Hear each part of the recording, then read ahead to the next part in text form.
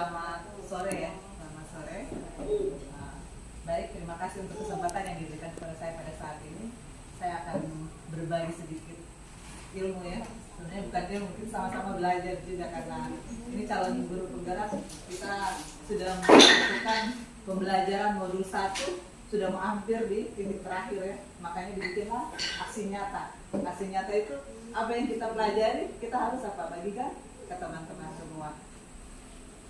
Baik, sebelumnya perkenalkan, nama saya Rina Jekolin Lontaan. Saya asal mengajar di SMK 1 Sorong, tapi sudah ikut P3K, pindah di SMK 1 Manokwari.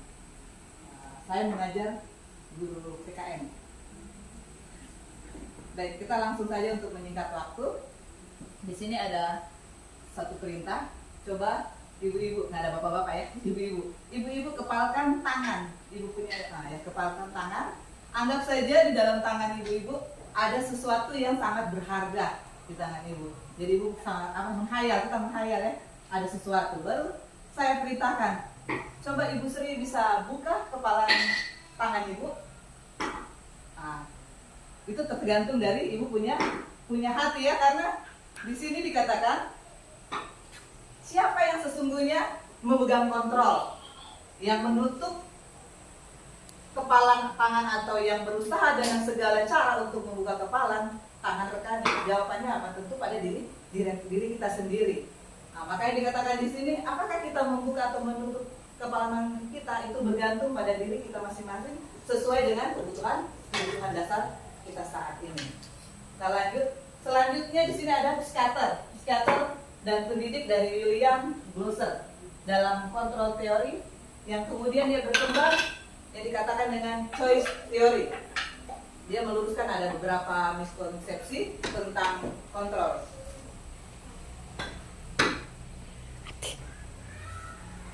Di sini ada ilusi guru mengontrol murid. Ini banyak kali sering terjadi di sekolah-sekolah ya. Biasa ibu guru semua selalu apa? Mengontrol murid. Dikatakan di sini pada dasarnya kita dapat apa? Memaksa murid itu untuk berbuat sesuatu. Jikalau apa? Murid tersebut memilih untuk melakukannya. Yang pasti kalau di sekolah-sekolah anak murid akan apa? Melakukannya. Tapi dikatakan di sini kadang-kadang juga apa? Mereka tidak mau. Dikatakan di sini demikian terjadi karena murid sedang mengizinkan dirinya dikontrol kalau dia mau. Saat itu juga bentuk kontrol guru menjadi kebutuhan dasar yang disiplin yang dipilih oleh murid tersebut. Teori kontrol ini menyatakan bahwa semua perilaku memiliki apa? Tujuan, bahkan terhadap perilaku yang tidak disukai.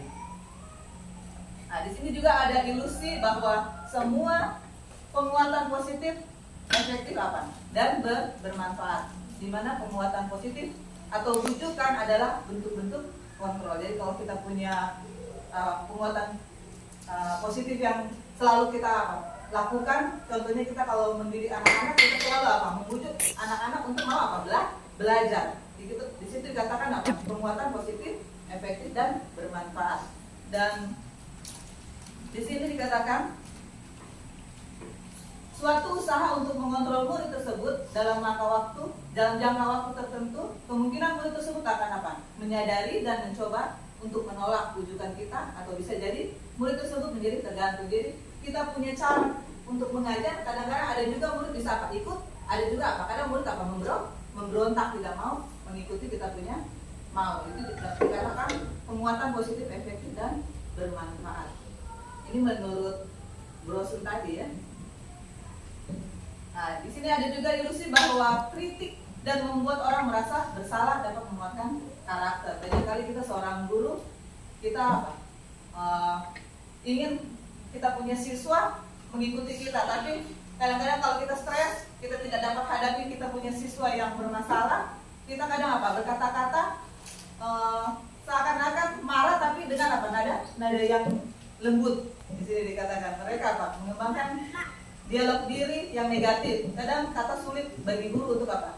Mengidentifikasi bahwa mereka sedang melakukan perilaku ini. Karena seringkali guru cukup menggunakan apa? Suara halus untuk menyampaikan pesan negatif. Ini dikatakan miskonsepsi ya. Di sini ada bagaimana seorang bisa berubah dari paradigma stimulus respon kepada pendekatan teori kontrol. Nah, menurut Stephen, bila kata kita ingin membuat kemajuan perlahan sedikit demi sedikit, ubahlah apa sikap atau perilaku Anda. Namun, bila kata kita ingin memperbaiki cara-cara utama kita, maka kita apa? Maka Anda melihat dunia, bagaimana Anda berpikir tentang manusia, ubahlah paradigma Anda. Kita lanjut. Ini kita bisa lihat perubahan tulisannya terlalu kecil ya. Saya juga tidak terbaca ini karena ambil dari Google. Ya, di sini bisa kita mengontrol apa seseorang. Kadang kalau orang bilang ini belum tentu apa sesuai dengan kita punya pemikiran, itu dikatakan kita bisa apa mengontrol seseorang. Nah, kita masuk sekarang makna kata disiplin. Tadi kita sudah berteori tentang kontrol siswa kita, sekarang kita masuk dalam disiplin. Ketika kita mendengar kata disiplin, apa yang terbayang di benak kita atau yang terlintas di pikiran kita? Kebanyakan orang apa? Menghubungkan kata disiplin itu dengan apa? Kata tertib atau apa? Peraturan atau kepatuhan pada peraturan. Itu yang sering apa? Kita katakan disiplin. Bisa juga dihubungkan dengan apa? Hukuman. Padahal itu sungguh-sungguh apa? Berbeda. Karena belajar tentang disiplin positif tidak harus dengan memberi hukuman. Justru itu adalah salah satu alternatif terakhir, dan kalau perlu tidak bisa digunakan sama sekali. Dalam budaya kita, makna kata disiplin dimaknai apa? Menjadi sesuatu yang dilakukan seorang pada orang lain untuk mendapatkan kepatuhan. Contohnya kita kalau membuat disiplin satu anak di sekolah, kita apa? Selalu bilang kalau kamu tidak buat ini, kamu akan mendapatkan apa? Hukuman. Nah ini tapi kalau kita belajar tentang Ki Hajar, Bapak pendidikan kita, Ki Hajar Dewantara, dia bilang di mana ada kemerdekaan, disitulah harus ada apa? Disiplin yang kuat. Sungguh pun disiplin itu bersifat self disiplin, yaitu kita sendiri yang mewajibkan kita dengan keras-kerasnya, tetapi itu sama saja. Sebab jikalau kita tidak melakukan self disiplin, wajiblah apa? Penguasaan lain yang mendisiplin kita. Dan peraturan demikian itulah harus ada dalam suasana yang merdeka. Jadi kita jangan apa? Terlalu disiplin itu melakukan hukuman, tapi itu timbul dari apa? Diri kita sendiri. Di sini ada makna dari disiplin. Apa sih makna dari disiplin itu? Di sini dikatakan mengapa kita melakukan segala sesuatu? Apakah kita melakukan sesuatu karena adanya dorongan dari lingkungan atau ada dorongan yang lain? Terkadang apa? Kita melakukan sesuatu karena kita apa? Menghindari rasa sakit atau ketidaknyamanan. Terkadang juga kita apa? Melakukan sesuatu untuk mendapatkan yang kita mau. Pernahkah Anda melakukan sesuatu untuk mendapatkan senyuman atau pujian orang lain, atau untuk mendapat hadiah, atau untuk mendapatkan uang? Apalagi kira-kira alasan orang lain melakukan sesuatu banyak ya. Kalau kita mau uraikan satu persatu, kalau waktunya masih banyak, kita bisa apa?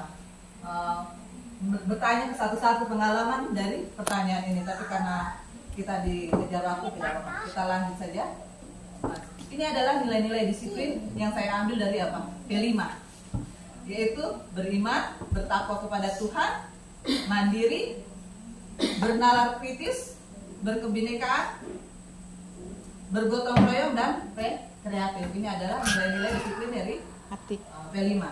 Nah, di sini juga ada 9 dari pilar karakter Indonesia yang saya ambil.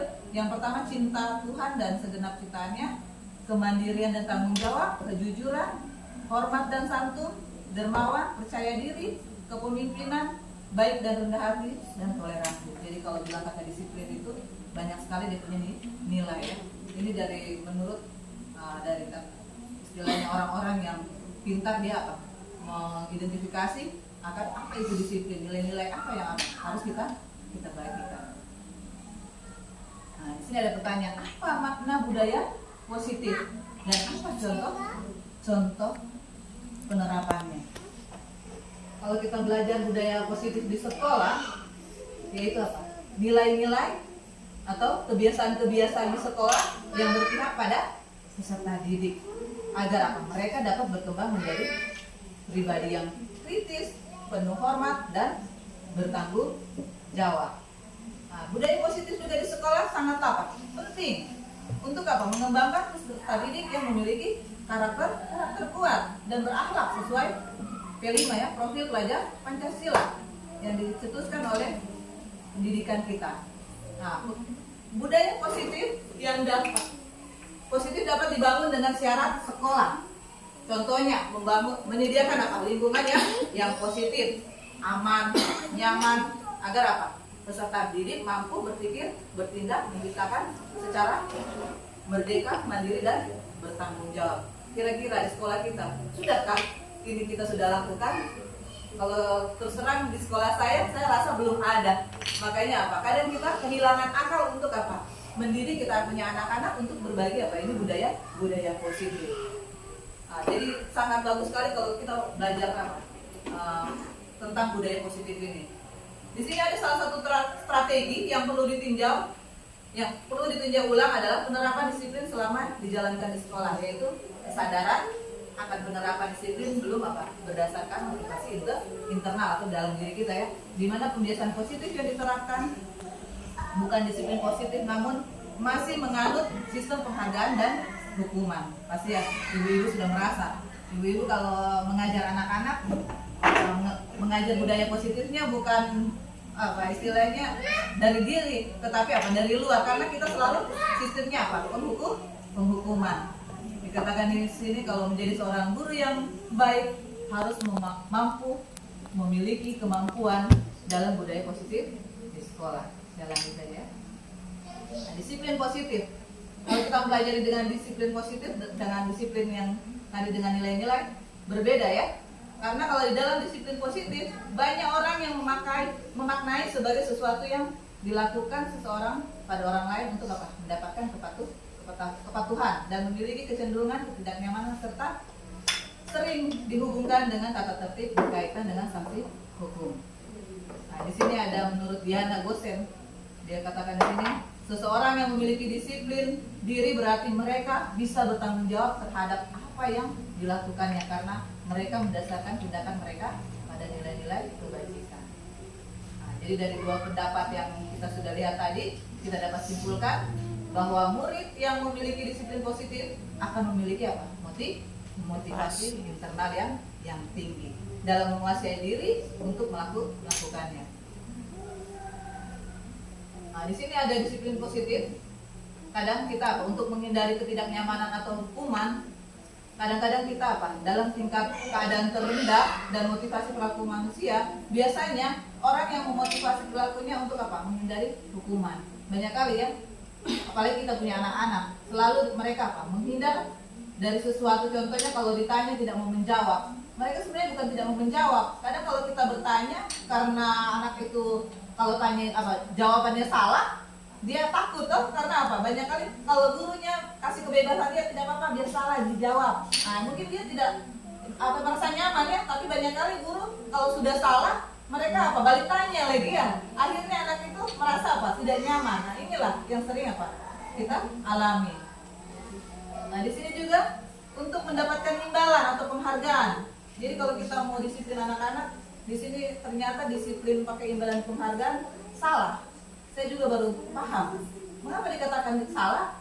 Kita mendidik anak itu bukan internal, tapi itu eksternal. Karena rayuan atau kalau kamu dapat misalnya belajar bagus, kamu akan dapat nilai 100 gitu. Atau kalau kamu isi semua pasti kamu dapat nilai itu imbalannya. Jadi dia berpikirnya bukan dari diri sendiri, tapi karena dia diiming-iming ya.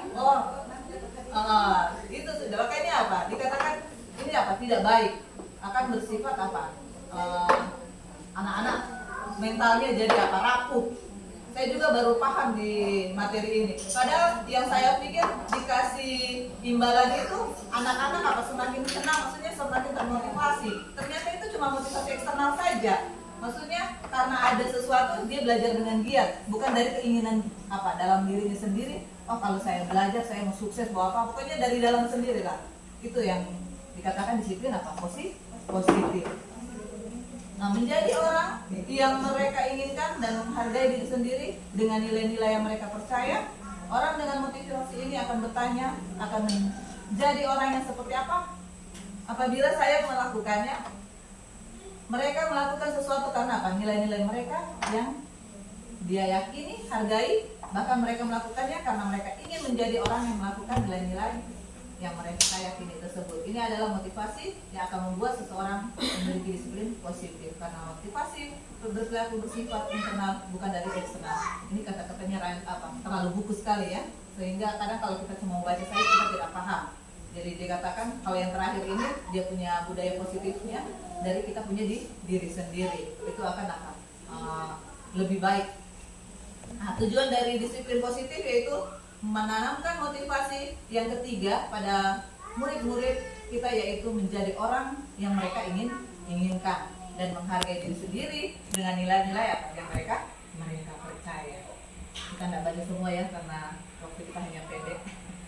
Nah, di sini cara penerapan disiplin yang mengajarkan anak bertanggung jawab dan menumbuhkan kesadaran diri berdasarkan nilai-nilai kebajikan.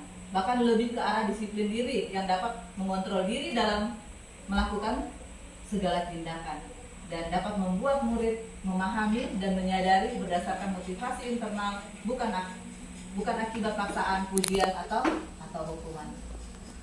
Ya, kita sekarang masuk dalam kebutuhan dasar manusia.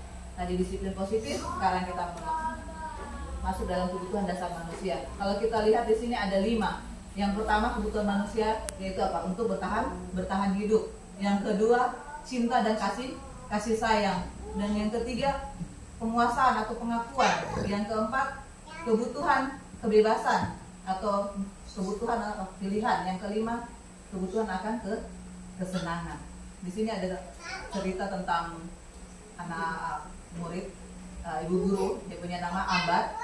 Dia mengajar kelas 2 di kelas 2 SD Pelita Hati. Dia bingung karena dia punya anak murid melapor kalau apa? Dia punya makanan apa? Oh, ini Doni selalu minta makanan ke teman-temannya. Kira-kira kalau kita di situasi ini, apa yang jadi kebutuhan ini Doni? Tentu apa? Kebutuhan dia punya diri ya, makan. Mungkin di rumahnya tidak ada apa? Makanan. Itu yang dikatakan apa? Kebutuhan. Ini ada 5 dasar, tadi kita sudah lihat, tapi ini dalam bentuk lingkaran. Jadi kalau kita melihat kebutuhan dasar itu apa? Bertahan hidup, kasih sayang, kebebasan, kesenangan, dan penguasaan. Nah, 5 kebutuhan dasar manusia ini yang sering apa? Kita hadapi di sekolah ya. Kalau kita sudah mengetahui ke-5 kebutuhan dasar manusia ini di dalam kita punya anak murid, tentu kita akan apa? Bisa mengetahui apa yang mereka butuhkan. Nah, disitulah kita akan apa? Bisa melakukan apa? Budaya positif. Dibilang di sini, semua orang senantiasa berusaha untuk memenuhi apa? Kebutuhannya dengan apa? Berbagai cara. Berbagai cara mereka juga apa? Bisa melanggar peraturan atau melakukan hal-hal yang tidak sesuai dengan nilai-nilai kebajikan. Di sini ada 5 kebutuhan dasar manusia. Nah, ini yang perlu kita lihat ya. Dunia berkualitas. Kadang-kadang kita apa? Ingin sekali berhayal. Dia bilang di sini, dunia berkualitas Anda adalah tempat khusus dalam pikiran Anda. Yaitu apa? Tempat Anda menyimpan gambaran di mana presentasi dari semua yang Anda inginkan bisa berisi apa? Orang-orang, hal-hal apa yang terbaik dalam hidup Anda dan membuat Anda merasa bahagia dan apa? Terpenuhi kebutuhan dasar Anda. Kalau menurut William Glasser di sini dibilang banyak seperti seorang apa? Album foto, isinya tidak akan terlalu banyak, hanya apa? Terdiri dari beberapa hal saja. Nah, di sini kebutuhan dasar bersifat lebih umum dan universal, sedangkan dunia berkualitas apa? Lebih unik dan personal. Jangan salah, bukan hanya kata orang dewasa saja yang membutuhkan apa? Dunia berkualitas, tapi juga apa? Anak-anak. Contohnya kita punya anak murid. Nah, di sini dia bilang anak murid mempunyai gambaran dunia berkualitas mereka. Dia bilang apa? Tentunya sebagai guru kita ingin apa? Mereka memasukkan hal-hal yang bermakna dan nilai-nilai kebajikan yang hakiki ke dalam dunia berkualitas. Bila guru dapat membangun interaksi yang memberdayakan dan memerdekakan murid, maka murid akan meletakkan dirinya sendiri sebagai individu yang positif. Nah, kita masuk di restitusi atau posisi kontrol. Ada 5 ya. Seorang guru ini menurut dosen, seorang guru bisa dikatakan sebagai apa? Penghukum. Sebagai apa lagi? Pembuat merasa bersalah. Bisa juga dikatakan sebagai apa? Teman. Bisa juga dikatakan sebagai apa? Pemantau. Dan bisa juga sebagai apa? Manajer. Di sini ada keterangannya, tapi saya tidak bahas semua. Dia bilang kalau guru menjadi seorang penghukum, dia punya akibat di sini. Dia bilang apa? Perilaku kontra negatif, seperti murid mengulangi apa? Kesalahan berulang kali, lalu apa? Perilaku menjadi agresif. Jadi kalau kata guru menjadi seorang penghukum, dia punya hasil ini dampaknya. Dia punya murid apa? Mengulangi kesalahannya apa? Berulang kali. Kalau seorang guru menjadi pembuat merasa bersalah, dia punya dampak pada murid di sini apa? Itu murid merasa apa? Merasa bersalah, akan merasa apa? Rendah diri, bahkan gagal dan tidak apa? Berharga. Nah, kalau kita sebagai guru menjadi seorang teman, di sini dikatakan yang menjadi dampak adalah murid itu tergantung, tidak mandiri, tidak bisa apa? Memutuskan keputusannya sendiri. Jadi tidak baik juga kalau kita apa? Guru menjadi apa? Seorang teman bagi siswanya. Kadang kita ingin toh apa? Berteman dengan itu murid, tapi di sini tidak boleh. Nanti itu apa? Murid merasa apa? Ketergantungan, tidak mandiri. Nah, ini ada juga guru menjadi seorang pemantau. Banyak kali ya memantau apa? Di sini anak-anak punya kelakuan di dalam kelas. Ini dampaknya mengakibatkan pada diri sendiri mendapatkan hadiah atau mendapatkan hukuman. Bagi murid, posisi kontrol pemantau yaitu menitik beratkan pada dampak pada diri sendiri. Pada muridnya ya. Pada murid itu baru dianggap anak-anak. Kalau dipantau kan, kamu sudah buat tugas belum? Kalau tidak buat tugas berarti kamu apa? Nilai tidak tuntas. Itu memantau ya. Memantau itu tidak baik dikatakan di sini. Jadi dampak tidak baik. Itu seperti apa? Hukuman. Manajer. Kadang seorang guru ini harus menjadi apa?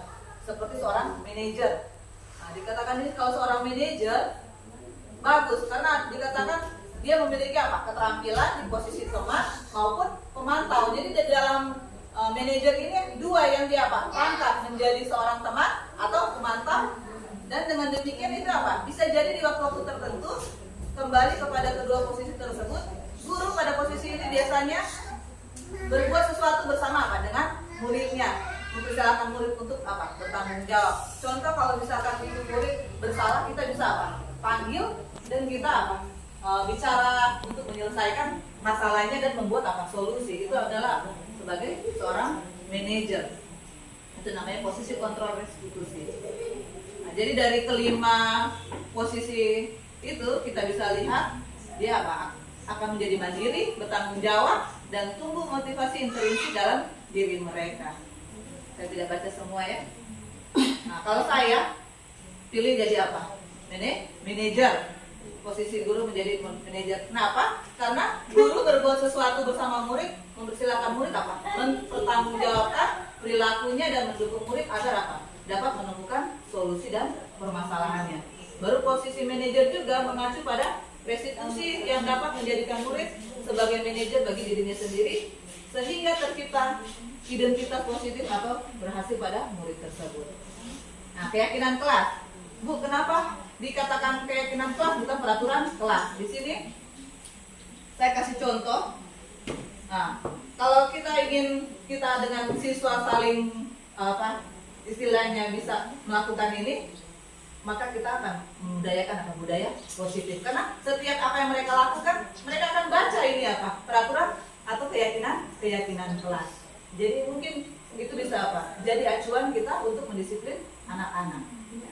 Ya, mungkin masih baca ya. Saya lanjut ya karena waktu sudah mepet. Kesimpulan sudah mau habis. Nah, ini sudah terakhir. Nah, ini dia punya apa? Segitiga restitusi. Sebenarnya ada yang perlu dijelaskan tapi tidak mengapa. Kita lanjut saja. Kita langsung menanyakan keyakinan kelas adalah langkah selanjutnya. Ketika kata langkah pertama dan kedua sukses dilakukan, maka anak lebih siap dikaitkan dengan apa? Nilai-nilai kebajikan. Jadi guru dapat membantu mengarahkan mereka tetap fokus pada gambarannya, sehingga segitiga Tuti dapat menumbuhkan motivasi internal murid untuk disiplin positif dan terbiasa mencari solusi dengan permasalahan. Ya, ini mungkin hanya dokumentasi yang sudah saya lakukan, walaupun mungkin hanya kilat karena memang pas kita belajar ini sudah mau ujian ya. Jadi ini saya sempat panggil satu anak, dia sering terlambat, dan kita panggil anak-anak tempel ke depan, kita akan bikin keyakinan kelas. Mungkin itu saja yang bisa saya bagikan tentang budaya positif. Kurang dan lebihnya mohon maaf. Sekian, terima kasih.